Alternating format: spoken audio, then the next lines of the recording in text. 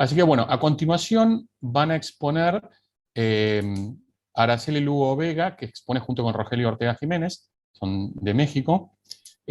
Araceli se graduó como abogada con honores en la Universidad Nacional Autónoma de México.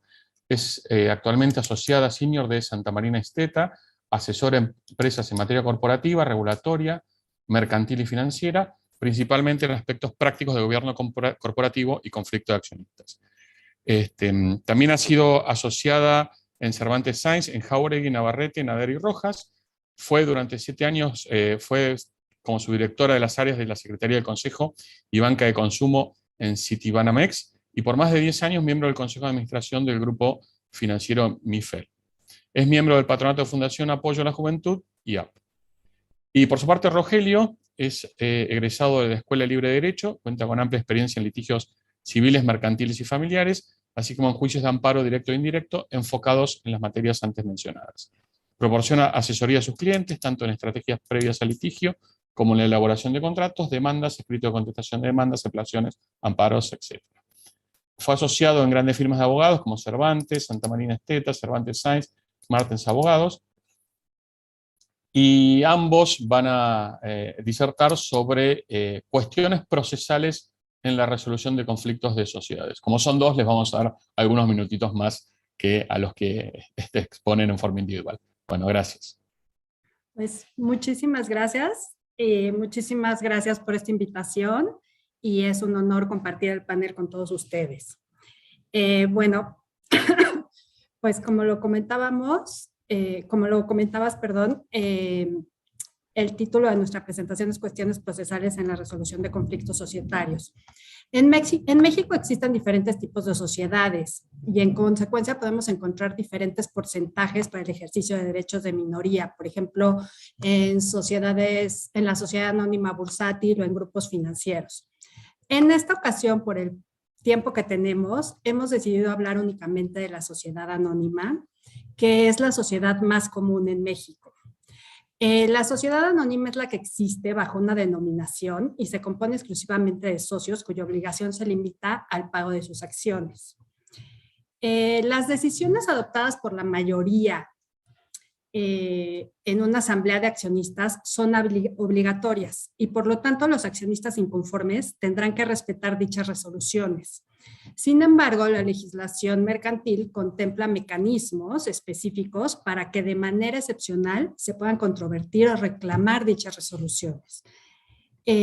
Encontramos en la ley dos acciones, la acción de nulidad y la acción de oposición.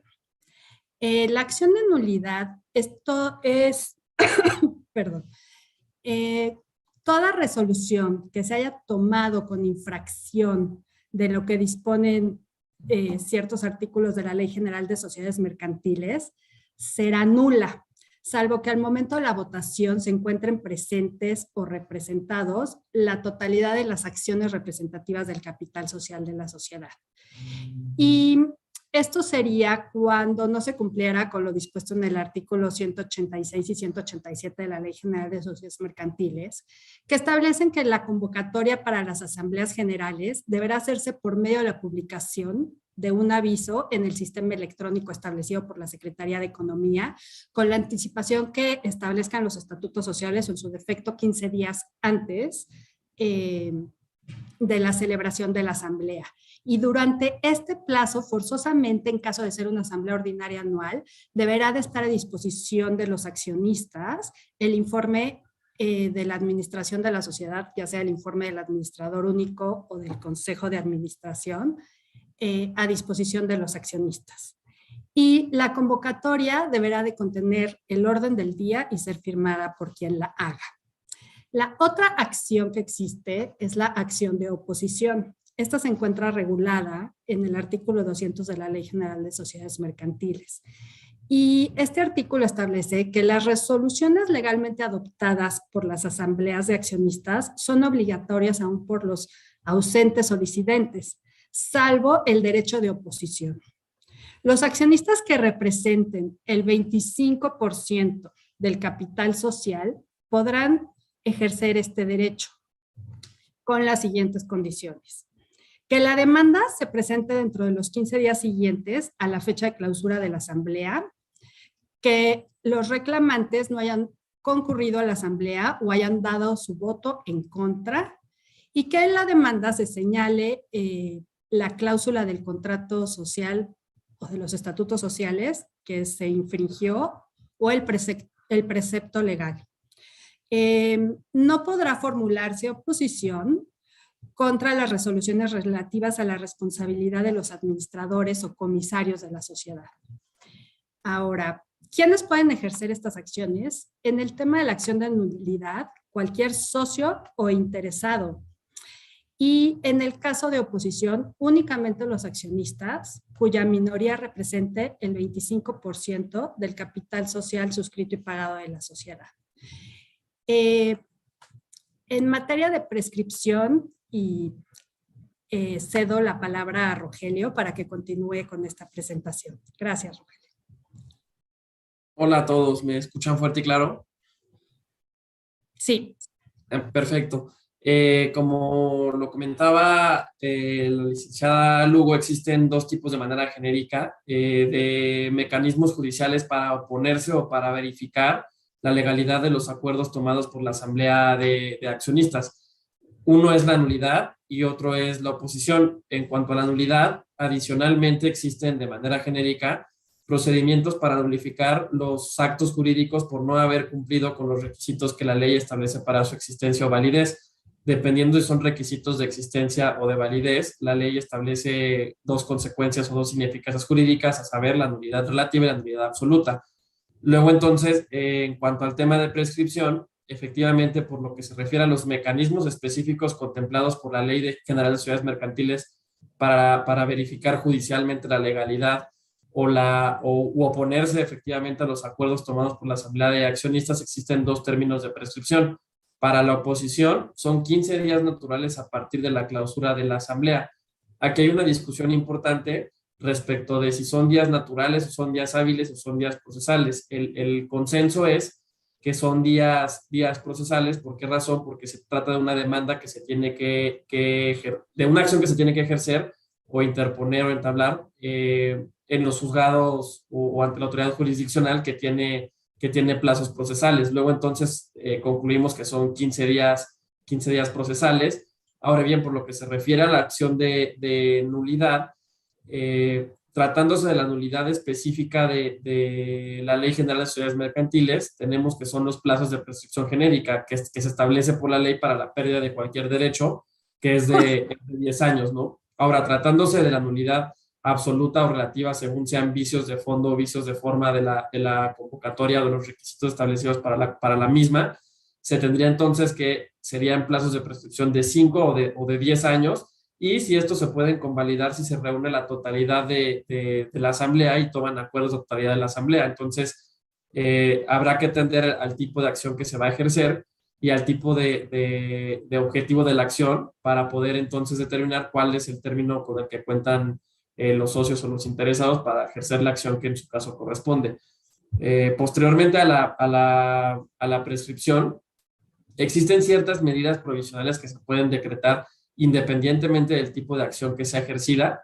Si se trata de la acción de oposición, es decir, la acción por virtud de la cual la minoría calificada se opone a los acuerdos tomados por la Asamblea, la Ley General de Sociedades Mercantiles contempla una medida provisional específica y particular, que es la suspensión de la ejecución de las resoluciones tomadas por la Asamblea. ¿Por qué razón se contempla esta medida? Porque es muy difícil que una vez decretada esa oposición o declarada judicialmente la ilegalidad de los acuerdos tomados, el conflicto de interés, lo que sea que se esté impugnado en esa acción, es muy difícil que los efectos se retrotraigan como si nunca hubieran existido. Entonces, derivado de esa imposibilidad jurídica para destruir la totalidad de esos efectos, la legislación mercantil contempla una suspensión respecto de la ejecución de esos acuerdos. Tratándose de la acción de nulidad, ya sea la nulidad genérica o la nulidad específica que se refiere a la Ley General de Sociedades Mercantiles por no cumplirse con los requisitos de la convocatoria, también se pueden pedir medidas provisionales con la intención de preservar la materia del procedimiento judicial del que se trate. En un principio había una discusión entre los magistrados de nuestro máximo tribunal respecto de si era posible solicitarse una medida similar a la que contempla la acción de oposición en la acción de nulidad, y hoy en día es posible que efectivamente se soliciten medidas provisionales con la intención de que los acuerdos que se pretenden nulificar a través de la acción de nulidad, ya sea derivado de la convocatoria que incumplió con los requisitos de forma y de fondo establecidos por la Ley General de Sociedades Mercantiles, o por cualquier otra causa de nulidad, se suspendan y no se ejecuten hasta que se resuelva sobre la legalidad de esas resoluciones o de esa convocatoria, o sobre cualquiera que sea la causal de nulidad que se invoca. Entonces, hoy en día es factible que se solicite una medida consistente en que se mantenga la situación de hecho existente antes de que se tomen los acuerdos de los que derivan la asamblea nula, por decirlo de alguna manera, y esas medidas se solicitan al amparo de un ordenamiento legal supletorio al Código de Comercio, que es el Código de Procedimientos Civiles que rige en materia federal. ¿Por qué razón se hace así? Porque el Código de Comercio no contempla, como ya lo decíamos, una medida específica para la acción de nulidad. Entonces, nuestros máximos tribunales han llegado a la conclusión de que de manera supletoria se puede solicitar este tipo de medidas a fin de lograr preservar la materia del juicio, y que tampoco sea una imposibilidad la ejecución de la sentencia, derivado de lo que comentaba con anterioridad, de que muchas veces es jurídicamente imposible destruir la totalidad de los efectos del acto declarado jurídicamente nulo. Los efectos de una otra acción son básicamente los siguientes. Tratándose de la acción de oposición, una vez declarada la oposición judicial, la sentencia que se dicte con motivo del ejercicio de esa acción surte efectos respecto de todos los socios y no únicamente respecto del porcentaje que ejerció la acción. ¿Por qué razón? Por lo que ya decíamos, que los acuerdos tomados por la Asamblea tienen que regir a toda la sociedad, independientemente de si fueron disidentes o no. Entonces, en el mismo sentido, operan los efectos de la sentencia que se dicta con motivo de la oposición.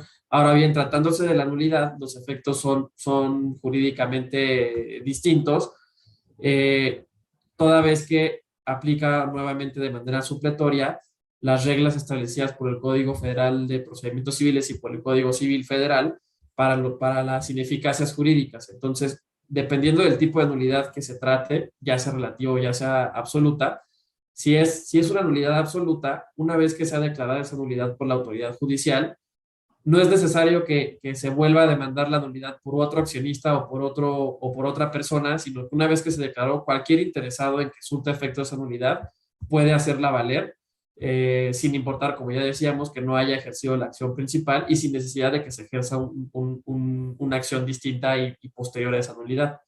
Y en caso de la nulidad relativa, hay que distinguir si los acuerdos, si concurrió la totalidad de la asamblea y si se tomaron los acuerdos, porque si fue así, se convalidan las nulidades relativas por unanimidad. Y básicamente nuestras conclusiones serían pues que existen mecanismos regulados tanto por la Ley General de Sociedades Mercantiles para controvertir los acuerdos por la asamblea, y también es válido ejercer una acción de nulidad genérica cuando los supuestos de nulidad de los acuerdos o de las convocatorias no encuentran o no encuadran en los supuestos específicos de la Ley General de Sociedades Mercantiles.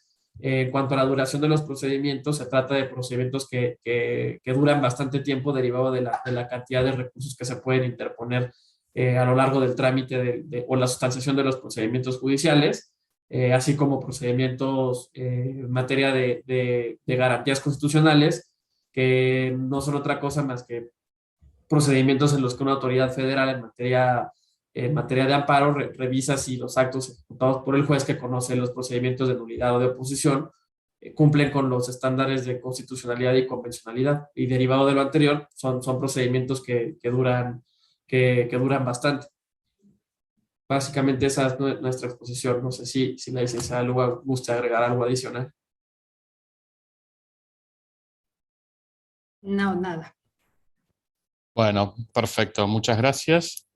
Estuvieron muy prolijos con el tiempo también, lo cual es fundamental en estas charlas en las cuales hay varios expositores.